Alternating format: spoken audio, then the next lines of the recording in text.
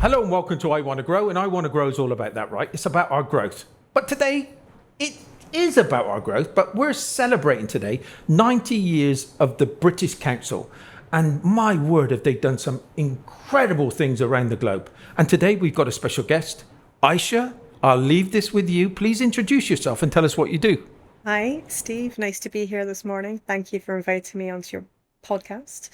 I am the Senior Business Development Manager for Welsh Government based at the British Embassy in Qatar. I do a lot of different things, but I'm going to keep it short and sweet and tell you that I cover three main areas. So one is promoting exports from Wales into Qatar. The second is promoting Qatari investment back to Wales. And then the third is kind of a more generic soft power umbrella, where it can range from educational partnerships, research, to other things around sports, arts, cultures, and the whole values piece, which Welsh Government is so strong on. They are so strong on it. I'm now you're here talking to me. I was only the other day, 2022, and I remember sitting, which couldn't have happened in the UK, where I was sat right next to the Welsh fans. England were playing Wales, and I was next to that crowd. Me too. Boy, I'll show you afterwards, but I've got that part where they're singing that anthem. And oh my words, did that make me tingle. But that's Wales. Very strong, very together, big, massive community, and boy, are they proud to be Welsh. Yeah, they are. Yeah. And they come from it's a hard stock, right? They've kind of developed over the years, like us all, but they come from a hard stock where they were down in the pits. Absolutely. I think what is most amazing about the Welsh is, you said it, the community feel, and they ultimately, regardless of what's happened in their past, where they've come from, where they're at today, they are genuinely lovely people. Wonderful. And I know a lot of people say this about their nation or the nation that they represent, but this is genuinely true for the Welsh. I mean, whether it is colleagues for me, whether it is when I go back on my regular visits to Wales and just people watching and seeing how they engage with each other down the high street, whether it's what you read about kind of in the press. I know Welsh press, UK press can be controversial at times, but they are genuinely lovely people, and I find myself feeling really fortunate to be in the position that I'm in, being able to be front row and benefit from that. I don't say this very often. If she was around now with us, I would have said it more often. My grandmother was Welsh, comes from Aberdare, and I remember we went to one of our relations' funeral, and it will always stick with me for the rest of my life, where some young kids dressed in the young things that people were with their baseball caps, and they were coming through it. They were walking straight through a funeral, getting ready for a funeral, getting into the cards, and just as they're coming through, young kids, but as they're coming through, they took their hats off to show respect, and that to me is that community. That to me is the respect that they've got there. But the great values. Great values, and this is the great thing we were talking earlier about how many Qataris are actually going to university. In, you told me Swansea, I would have said it was going to be Cardiff, but yeah, it's a great country. Yeah, I think a huge part of the appeal for them going to the Welsh universities is they feel like they have a similar community to what they have back home, i.e. here in Qatar. There's a large community of them. For example, Swansea University, they have their own mosque. Well, there's a mosque there. They are able to replicate elements of what they have here, so they feel like it's a home away from home. Feels familiar. Generations have gone there. So the students there today, their parents have gone there, their grandparents have gone there in some instances. So it feels familiar to them. And I think they think a lot of the Welsh values, although the Welsh identity is completely different to the Qatari kind of identity, there are similarities. They love family. They have a great sense of community spirit. They're kind, they're generous. It's a big part of their identity. They want to be known for those things, as do Qataris. So yeah, I think it's a really lovely match, and I think they found a little piece of home outside of home. But you're saying those things, and I remember going back all those years, where on a Sunday, that was sacrilege. There was no going out.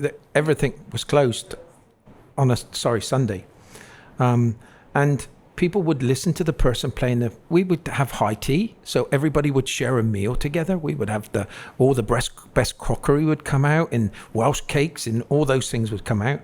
And then after that, after we spent that time together, we would go into the front room and somebody would play the piano and everybody would sit and listen.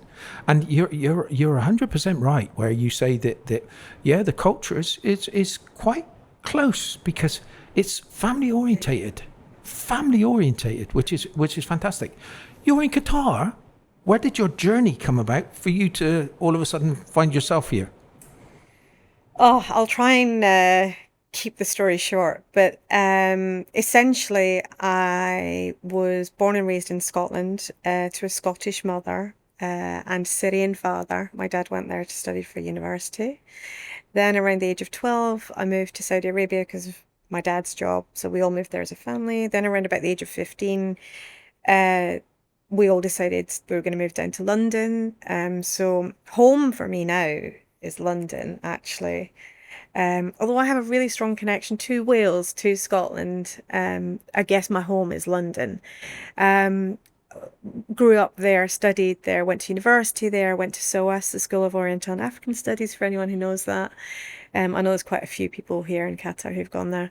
And I went into media and married to my husband. He's a consultant psychiatrist for HMC now, so he got offered a job whilst he was working on the NHS in London to come here. We'd always said we wanted to go for an adventure. We want to live somewhere most likely in the Middle East because we knew it was great for raising a family, mainly. And the rest is history. So I left my media job, the world of media, came here and was up for a brand new venture in every sense. So, where I lived, how I lived my life, what life would look like, and a big part of that is career. So then I decided the British Embassy was going to be a great place for me to look. I did look at other organisations, but I felt the biggest affinity to the British Embassy. So I did a different role to what I'm doing now, which was running the operations department for the embassy, which was definitely, I think, baptism of fire is the expression. Of course. Yeah. You had to learn from Yes. media, then you have to kind of not just look after yourself, you're going to have to look after quite a few. Yeah, and even if you've come from an operations background in any way, working at an embassy is a whole other game. So navigating all of that. And then the role for the Welsh Government job was coming up because the lady who did the job before me, she had to leave Qatar. She was going on to pursue other adventures in another country. And I saw the job spec and I just thought that is me. It reminded me of why I loved the job that I did previously, which was, selling technology and advertising, digital solutions. Trade. So a huge element of this role is promoting Welsh trade to Qatar. Investment, it's about the finance, it's about the commercialization of the deal. So although we don't get to enjoy the end bit of the contract being handed back to us and celebrating that, we facilitate connections. We facilitate smoothing out deals where possible. It's not always possible, and sometimes we get into the detail a lot more than we do in other areas, but we're not deal closers. And so that was what I loved. And then the whole thing about, I'd worked for UK Gov, which was a huge steep learning curve, which I absolutely loved. But then I thought, I've heard so many things about the Welsh Government, and I'd never worked for a devolved government before. And I didn't know very much about the Welsh Government. I mean, obviously, coming from Scotland, I knew about Scottish politics, but I thought, right, this is again, I'm going to go into something that I don't know very much about, but I'm ready for the challenge, and I love learning, and I want to be engaged and feel that sense of reward and deliver. I love delivering. I want to feel like I have contributed, and I felt that this job was going to let me do that, and it absolutely has. But the responsibility on your shoulders is quite immense. Well, I joined at possibly the worst and the best time to join, which was a month before we found out that Wales had qualified for the FIFA World Cup here in Qatar. So I remember getting the news. I was in the airport coming back from a holiday, so I obviously hadn't got the news because I was mid-flight that they'd qualified. Landing going, yes, oh my God, how am I going to do a great job? I've literally just joined. Like, how can you possibly, when you're learning the basics in so many respects? But I have honestly an incredible Welsh Government team and support. Whether that's, my main kind of line manager and the deputy of our team who are based at the British Embassy in Dubai, Welsh Government, MENA, that's what we are collectively, or whether it's our wider team, back in Cardiff, they are phenomenal. I'm really lucky. And I'm looking at all those products, and if I would say Scotland, which is unfortunately you've still kept that Scottish language. No, I'm only joking. Mind all I'm the joking. Scottish viewers out there. Oh yeah, I'm joking with you, my brothers. I'm joking. I spent so many years with them. I spent so many years with Scottish people, and I loved them to death. So that was a joke, by the way. But going on to that, what are those products that that you've got in Wales that you're exporting? What are those things that are really important to you? Oh, right. So how long have you got? But there are no 2 days that are the same in the job. So, but there are themes, and it's kind of like, it's like a wave, right? Some things will come into fashion, some things will go out of fashion, and some of it is real seasonal. But in terms of exports, a lot of it is food and drink. So we have a lot of cheese, dairy, dairy products, Rachel's Dairy, Golden Hooves. Actually, I'll do a plug for them because they're in market actually this week. That kind of thing. But also education is a big area. We touched on it earlier, but educational partnerships. There's a big negotiation going on at the moment between a very well-known Welsh educational institution and an educational institution here to set up a partnership to be able to offer their courses here in Qatar, which would be huge breakthrough and something that I think would be phenomenal if it goes through. But as you know, these things, there's so many variables But I think Wales, from an educational perspective also, and you telling me that a lot of people are going to Swansea and Wales in a whole for their university. I think it's a beautiful place to go. Yeah. 2 different poles apart, right? Yeah. The weather. So you've got the weather. But that's the first one. But then you've got the countryside, and you've got the sea. You've got the kind of some of the coast on the west is got the Atlantic. Wonderful countryside and seasides, which is really wholesome. Yeah. Great fresh air. Yeah. There's a lot going for Wales. There is a lot going for Wales, and there's a lot to be said about Wales. Yeah, and I think our First Minister, Eleanor Morgan, she's doing a phenomenal job of saying we're gonna do and deliver. We're not just gonna say it, we're gonna do and deliver. And one of the big things from that is we have this Welsh Investment Summit coming at the end of the year on the 1st of December, where we are, specifically inviting huge investment stakeholders from around the world C-suite and other, to come to Wales and join in for, a whole day to understand what the investment opportunities are in Wales, the real investment opportunities are in Wales, whether that's compound semiconductors, whether that's nuclear radioisotopes, whether that's offshore wind farming opportunities, green energy. It's there. It's there. And, Wales wants international investment. And so this is about, standing up, talking about these opportunities on our kind of microphone to the world and saying, come and invest in Wales. The great thing about that I like most of all is, or sometimes is it that where I'm proud about our country, and I'm going to put the whole country in that very, very patriotic. I love where I come from, but it's not so nice that instead of it being the UK government, you're actually now branching out in your own areas, and you've got some wonderful areas and some wonderful industries to push. I say here that when I say to startups, having a great idea is just not good enough, but you're far beyond that. It's not just ideas anymore that you're just trying to promote. It's actual things that are in place, that somebody has had the vision, the foresight to go out and put things into place, and now it's become a business that you're asking for people to get involved in, which is really commendable for what you're doing, especially with what you're doing here. And again, to the UK, you've got the launchpad of the UK embassy here, the Great British Embassy. That's going to be a launching pad for all of you going out on your own as well. Yeah, absolutely. Right? Although you're under the same thing, but you're going to be able to piggyback on those.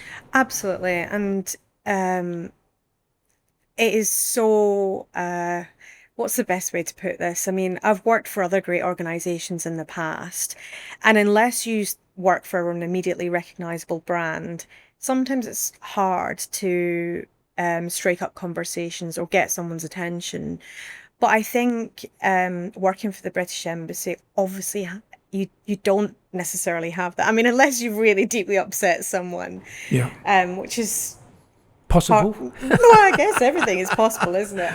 But generally speaking, I think people are really welcoming. They want to have the conversation. And then if they decide after the conversation, actually, there's nothing there to be done immediately, then that's okay. But people will give you the time. And therefore, the responsibility is on us working at the embassy to make sure that we're not wasting people's time. And we go back to what we were talking about off camera earlier. Bluff. Put your bottom line up front. Yeah. What do you want from them? So that they can decide from whether it's an email that you've sent or a phone call or a WhatsApp, because WhatsApp's so big here. They can decide there and then whether it's a goer or not, and actually give you a response. I also say that sometimes you've got to be resilient. I've learned that over my time here. Is it the amount of times that I didn't follow it through? Okay, I tried to be as bluff. I try to be upfront in telling what they want, but sometimes that's not good enough. Sometimes you have to just reach out and say, and sometimes asking about the family. How's the family? It's Ramadan Kareem. Sending little messages through that is going to make you stand out above everybody else. And I think it is important to understand that cultural side. You absolutely have to. And that is also, you were asking earlier about what do you do? Sometimes we are even talking about the cultural aspect, so that when companies come in and are going off to meetings within a few hours of landing, they get it pitch perfect because they're not making blunders around the culture, what's appropriate, what's not appropriate. Do you handshake? Do you not handshake? Do you talk about this? Do you not talk about this? Do you talk about family? It's we take it for granted. We live here. We know what's yay and nay. But for a lot of international companies, some might not. Some are very familiar and they've done their due diligence, or they've been working in the region for a long time, or they've got history working with Qatar. They've been doing it for years, maybe decades even, which is just so lovely. But we are here to assist everyone, providing that they meet the criteria. And that's the perfect position when everybody's aligned, because if everybody's aligned, then value is going to be on everybody's. It is going to be there for everybody to grasp. One of the biggest things that I say to anybody that's coming here, businesses, is handshake. Always offer your hand to as many people as you possibly can. Sometimes women, you've got to, if it's Qatari women or it's an Arabic woman, it's kind of, you've got to feel whether it's not going to be a handshake and it's a hand to the chest to say, nice to meet you. But majority of the time is, and I give them, if it's guys, I look at it and I say, don't pull away from the handshake. Keep your hand there. And it may for you, it may Linger. seem hours. Keep it there. Yeah. Don't you pull away. You keep your handshake there. And that to me is about trust, is to look, if you want to hold my hand longer or you feel more comfortable with that, I'm happy with that too. So these are all the things. And the little details just mean, with the little, when you've got the little coffee, and they offer you it again, and you shake just shake it. Yes. So that you say, no, that's enough for me. Yeah. Those little things. Yeah. Oh, gestures. You've learned about You understand me. You understand it's me. about building trust. And these are the little things that absolutely make all the difference. And we were talking about this earlier, weren't we? Trust is everything. Trust is everything. If I'm going to be able to say to an exporter, a Welsh exporter, oh, I don't have a contact in that area, but I have a colleague who does, and I'm going to write an email to them saying my colleague passed me this. I hope that, they will trust I'm coming from a good area. And when I meet them face to face, I've got to continue in that vein of, you can trust me. So if I give you my word on something, if I say I'm going to follow up on something, I'm going to do it, because you have to be able to trust us. And ultimately, we work for a really big brand, which has a huge reputation. Welsh Government, British Embassy. And we have to protect that. Yeah, you have to protect whoever, Of course. And that's where the value comes in, making sure that everybody's got the value. And I know, unfortunately, we're talking business. Sometimes at the time, you won't see the value. It's just about the culture side of things. It's doing those extra little things that are going to count. But the value is what you're going to get out of this. Ultimately, it's business. Yeah. What is it going to work for you, me, and everybody else? Yeah. And I think that's key. But now I'm going to go on why we're here today, and that's the British Council. Yeah. We're talking about trust. We're talking about kind of culture. We're talking about relationships, networks. Yeah. Okay. Yeah. Unbelievable, aren't they? Yeah, they are incredible. What they do, what they've achieved. I don't know how they do it, to be honest. I mean, they achieve so much for how relatively small a team they are. And, you read about them in the press, you see them online at these different engagements. I think Wasim, the director, I mean, he must be cutting himself into three. He's a superstar. Daily, he really is a superstar. He's at everything, and he's just got this Energizer Bunny energy. Yeah. Which is to be admired. Mashallah. Yeah. Yeah, I agree with you. But it's all those things you've got to have. They seem to have so many heads on. Okay, it's down to education, but that doesn't stop. And they really understand it. This is the thing. They're not just doing skin deep. They genuinely sound like experts, and like they understand the context, the background, and what the objective is. Which is difficult when you're working across so many different areas and things. And the reputation they've got. I've had guests sat exactly where you are, and they're in some really, really big, powerful positions. And the British Council is at their forefront of their mind because of what they've done for them and their family and the generations below them. And you listen to them and say, yeah, they've been part of the family for many, many years. There's a lady that was, I can't remember her name, but she said, when I was 7 years old and I got my first certificate from the British Council, I've still got that pride of place. And those are the things that we've got with them. But the British Council does more than that with you guys. I don't know how you've done some Mural. They've done some really great stuff. Shall I tell you about some please. of them? I mean, I had to write a long list because there is so much. So much. The great thing about when I see Wasim, whether that's in our embassy or whether that's out on the circuit, because I'll be at an event, he might be there as well, or I'm going into a meeting that he's just finishing up from. There's always, I need to speak to you about this. I've had an idea.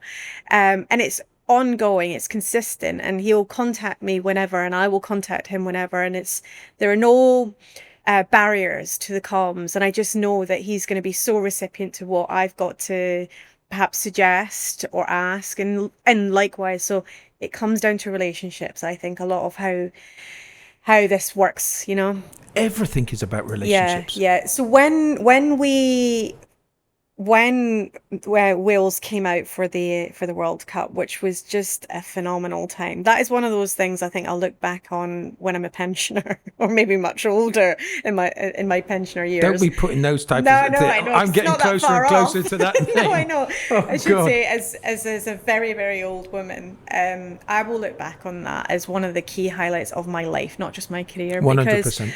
And I don't think, I don't know, but for myself, I don't think I realised how special I was to be in that job at that time, and in this location, just all of it was a huge blessing. We did so much. I was part of a huge working group.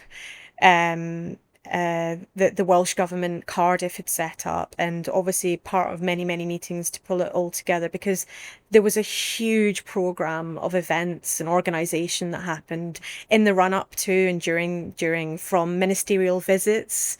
We had the First Minister, Mark Drakeford, at the time. He came out. Then we had Minister for Economy at the time, Von Gethin, come out.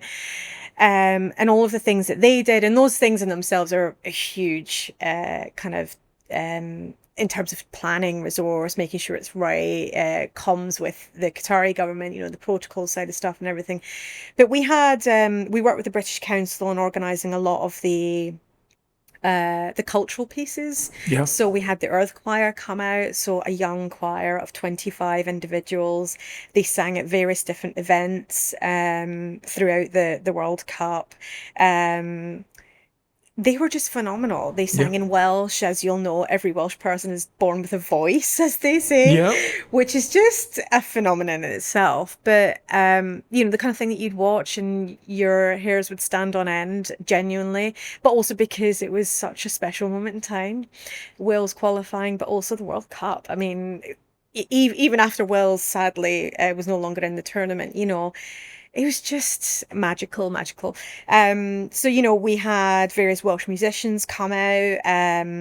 We were arranging acts to be at the first mile point, so that, when fans were going in to watch the match, they were like dancing in, they were singing in, they were watching dance acts, all of that kind of stuff. We had a DJ come out, Katie. She was incredible. She did different sets. Really well known. There was the Welsh mural that was done in Qatara that included the daffodil. I was thinking to myself, I'm going to remind you if you forget flower. This one, because that was one that everybody talks about. Everybody talks about with guests that have had something, a relationship with that probably comes out so much. Yeah, so that was incredible. So there's a huge art scene in Wales. They are phenomenal when it comes to arts, whether it's music, whether it's VR, whether it's painting, whether it's music, they are just absolutely incredible. So for anyone who hasn't seen that mural, go and see it. It's in Qatari, you can't miss it. It's on the kind of main strip. But if you have seen it, know that was done by the Welsh. As well as Qataris, as well as other nationalities, yes, that's right. And actually not the First Minister, the Minister for Economy, he went there, had a moment, took lots of photos down there. It was put in the press, and did a couple of interviews. So lots going on the Welsh front. Last year, for example, there was the Jazz Festival at the Qatara Village. There was Hugh Warren's Cowboys and Shepherds there. So that's just kind of an example of, bringing in that Welsh talent, the Welsh musical talent, which, as I've said, they're incredible at. Wasim and I, the director for British Council, we often talk about collaborations around education and what can be done there. So, for example, they do They have the UK Alumni Awards, and obviously I will be there to support those who've gone to Welsh universities.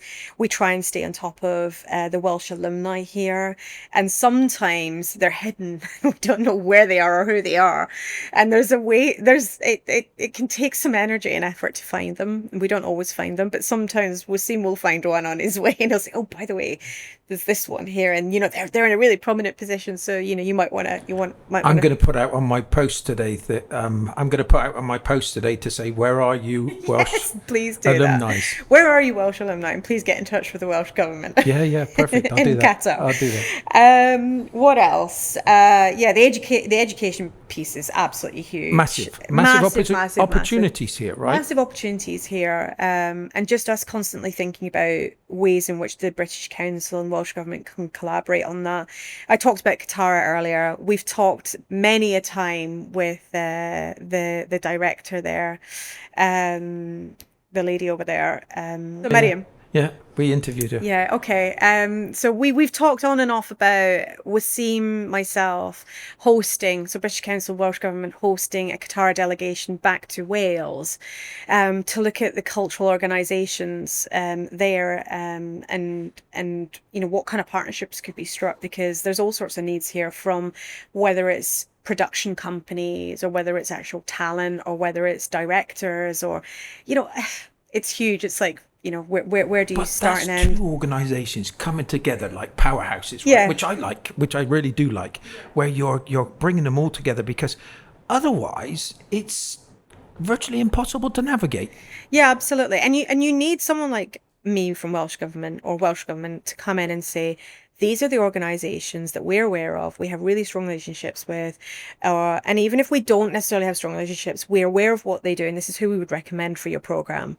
And the British Council saying, this is how, I know this from working deeply with Qatara, this is what I know about them and the areas that they'd be interested in, given what they've got coming up or challenges they've had in the past, or things they've wanted to cover in the past. So it's a triangle, right, to get it pitch perfect. And so they're the kind of things that we work on, we discuss, we try and make happen.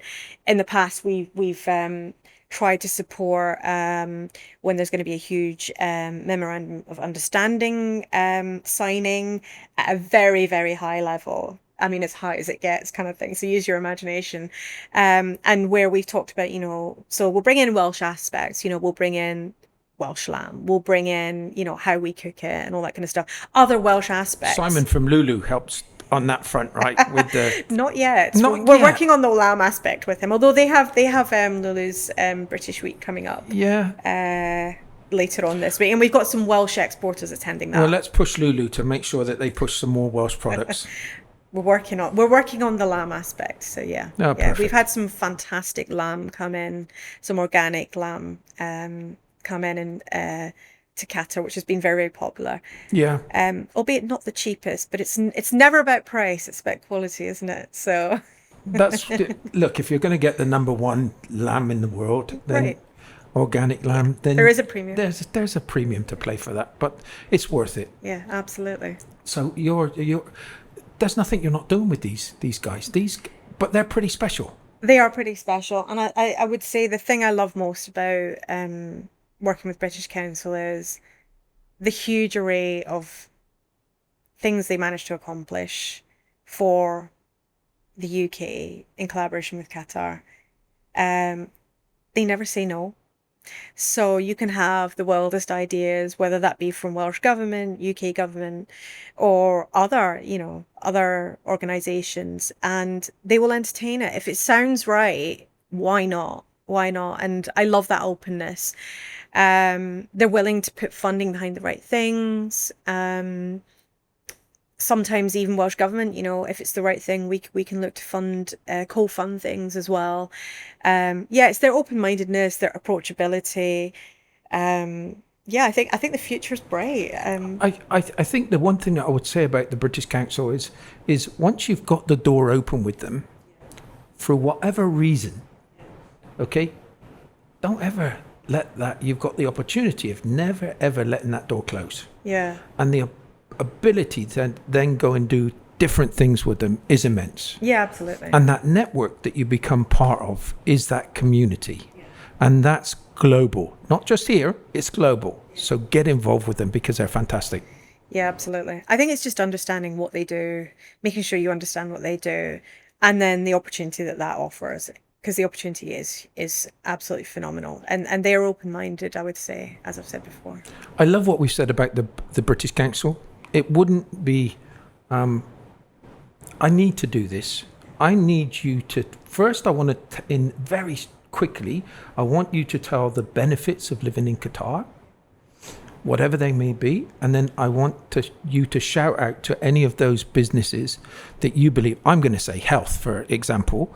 I think that there's a massive opportunity from health, education, you've already said, but shout out as many of those industries that it's got potential here in Qatar, if you can. So the benefits to living in Qatar, there are many, and I know a lot of your guests are going to come on and say this, but genuinely, we wouldn't be here if it wasn't at least 70%, an A grade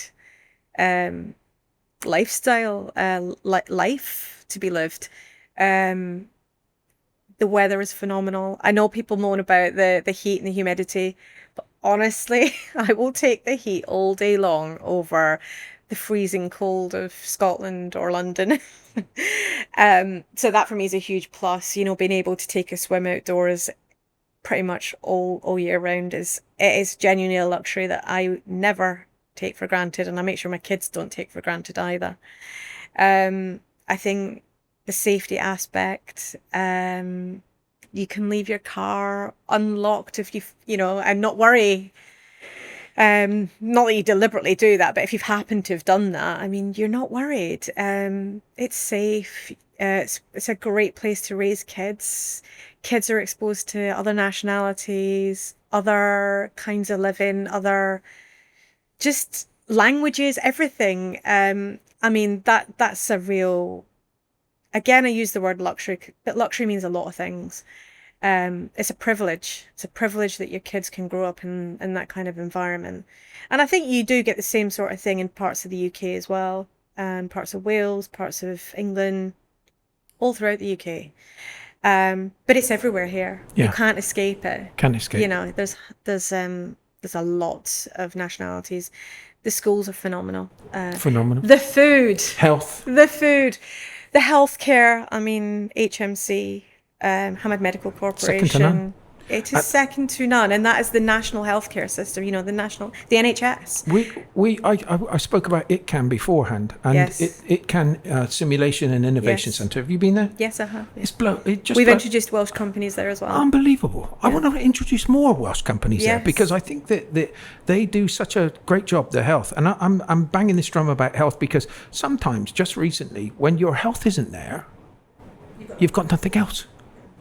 You've got nothing else. Yeah, what's that cliche? Your health is your wealth. And it is. Yeah. So this is the one thing I'd say about all of these things. Education, I back you up 100%. There's just so many opportunities. All you've got to do is pick up the phone and ring you guys. Or ring us. It's up to you, but there's just so many different reasons why you should be picking up that phone. Yeah. And what was the other part that I asked you? The other part was... other areas that we could industries. Yeah, other industries. You've said health. Health is a huge one. The NHS started out first in Wales. Yep. For anyone who's old enough to remember that. Well, or know about that. Yeah. So, that's part of the Welsh values, healthcare for everyone. So you have a lot of amazing health related companies coming out of Wales. Every year there is a huge exhibition in Dubai, Arab Health, and the Welsh Government has a stand there, and we take out a large trade mission, and they're all Welsh companies looking to do business in the region. So many of those companies, we've provided introductions to companies here, whether that's distributors, whether it's directly to HMC, whether it's other, So yeah, health is a huge one. Education is a huge one. Food and drink is a huge one. Food and drink. Food and drink. We talked about, want to see more. I mean, it's just it is so vast. It is so vast, and we get inquiries every week across the region from Welsh companies saying, we're looking at these markets. What are the opportunities? Who should we be speaking to? Blah, blah, blah. And, we've done it so many times. Quite often it's like, right, I know exactly what you're looking for. These are the companies you should be looking at. This is what you need to think about. These are some of the access barriers you just need to give consideration to, blah, blah, blah. But we'd rather people knew about these things up front so that as soon as they hit a hurdle, because especially if it's their first foray into exports, you don't want them to be frightened and saying, oh, no, exports isn't for us, period. So come on, you Welsh. Yeah, so come on, you Welsh, yeah. This is a lady, Aicha. Okay. So I'm your lady. Yeah. So I would say, food and drink. Other sectors, given the UK fossil fuel policy, which is we do not support companies involved in the oil and gas, the extraction of fossils for fuel purposes. We do support companies who are actively involved in companies looking to transition.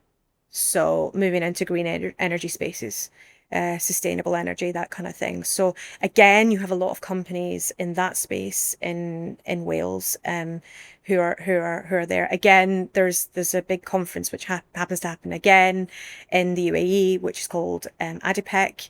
And we, again, Welsh Government have a huge stand there where we have a trade mission of a large amount of Welsh companies who come out to promote what they do in that space. Yeah, perfect. Supporting transition. You're doing a brilliant job. Absolutely fantastic. I'm honoured that you've come to sit on the couch today. It's been a real privilege. I've got one more question for you. One more. And it's always the most difficult sometimes. Sometimes it's not so difficult, but it's like, what is the one word that represents the British Council to you? Inclusion. They bring everyone in. Nice one. Fantastic. Thank you so much for coming on today. And thank you for listening. If you're Welsh, I don't know what you're doing, pick up the phone. Okay. Let me know. Just come and join us. It's a fantastic place. And the British Council does an amazing job. Can I say one thing? Yes, please. I'm sorry to interrupt you. No, go on. You mentioned something there which I made a point of, I wanted to mention on the podcast. We're constantly, a big part of the third area that I look after is connecting the Welsh diaspora. So people who are Welsh connected, have an affinity to Wales, whether they've studied there, they've been married to someone from Wales, they've grown up there, they've worked there. If they have a connection to Wales, I'd love to meet you. I'd love to know about you. I'd love to include you in our diaspora network. We often host events and want to bring you in. I'm really glad that you said that word, because no matter how many times I tried to say it, I can't say it. But thank you so much for doing that, because we do. And I can feel my grandmother in me now saying, go on, Steve, push the Welsh. We got to. Yeah. Thank you so much. Thank you. And thank you for listening.